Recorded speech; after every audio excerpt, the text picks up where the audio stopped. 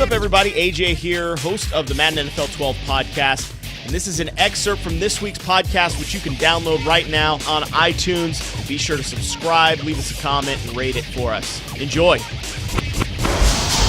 Our next guest has been the subject of much discussion here on the podcast, but coincidentally, he's joining us for the first time this week. Ladies and gentlemen, it is none other than Madden NFL 12 gameplay designer Mike Scantleberry. What's up, Mike? Or Scant. Everybody calls you Scant around here. Yes. Thank you, Andrew. All right. I have some strategy questions. First of all, you're pretty much the most dominant person up here. We put you at least in the top three. These guys put you in the top three. I say you're number one. Actually, I think you're the one that said he was top three. We can go back and look at this, but I promise you. Is there anybody I'll plug that in the better than you, podcast if I have to.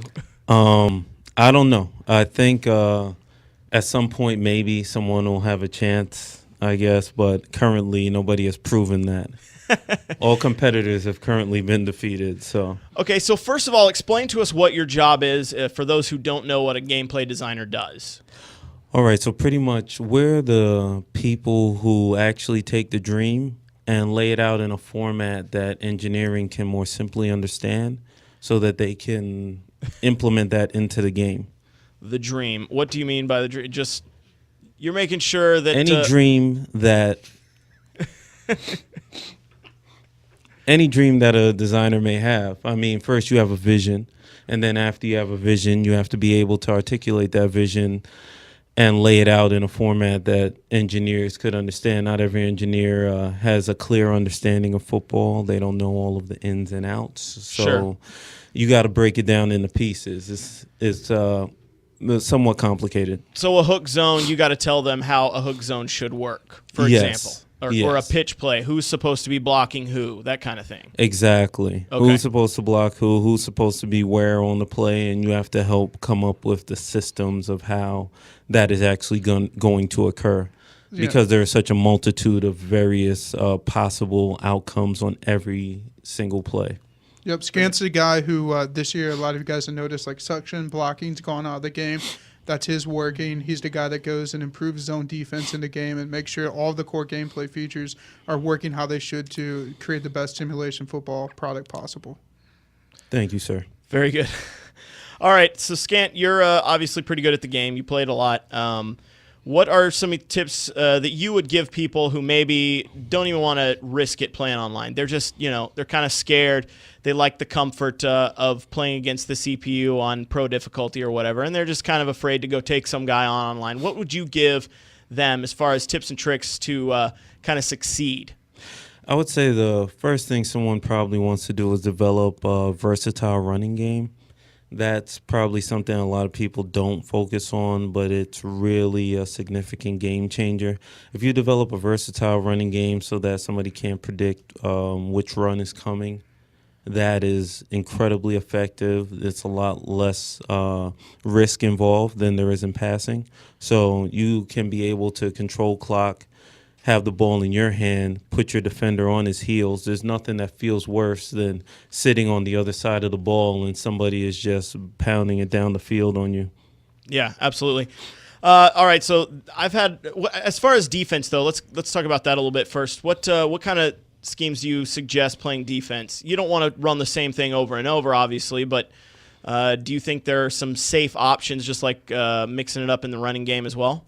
Well, I try to follow a format that a lot of NFL teams follow. So generally I utilize a good amount of cover 3. I utilize some cover 4 and at different times utilize cover 2 as well, mixing it up depending on the way people have to look at it, because if you want more deep coverage, right, you want to make sure that you have more guys deep. So you'll need those 3 deep DBs like you get with a cover 3. Then if you want to stop underneath, you want to make sure you have cover 2 so that you have those 5 zones underneath sitting there, making it real hard to squeeze something in or to throw to the flat. And do you suggest people throw in a blitz every once in a while, or is that too risky for a beginner? Yeah, I would say the thing about it that I see a lot of users do, and especially beginner users is that immediately, as soon as somebody is doing something effective offensively, they immediately call a blitz and they just leave one-on-one, and then that receiver is able to make one move and break a safety because it was a safety covering him instead of a cornerback. So you really want to make sure that you stay more controlled. I generally try to stay to coverage most of the time. I'll call a blitz when I believe my opponent doesn't expect it at all. Okay.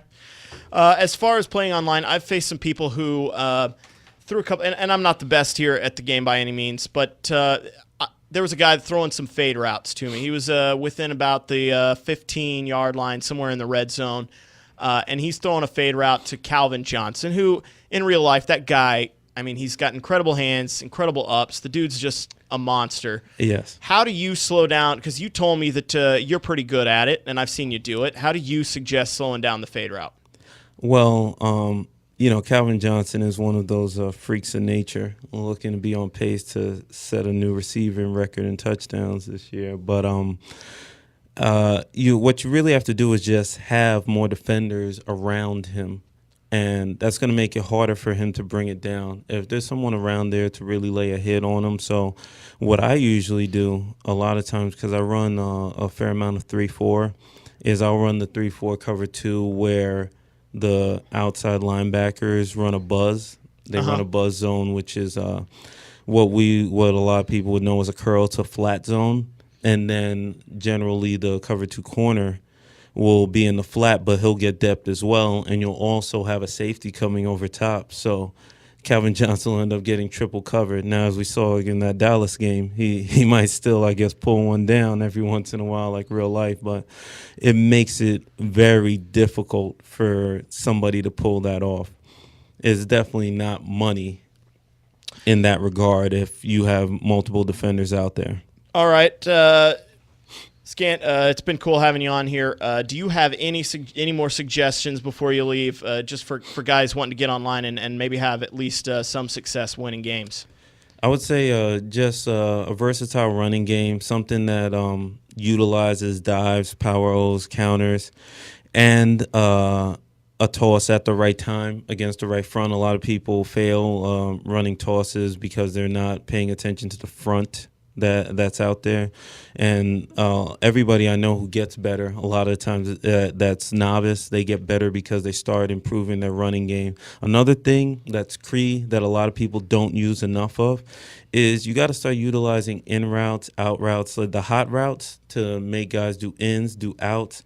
Like those routes can get open underneath and people keep forcing it deep and having turnovers. Sure. And you'll find those holes once that tight end goes vertical and he's going to hit that out and you time that pass. You'll find those holes within a cover 2, a cover 3, a cover 4.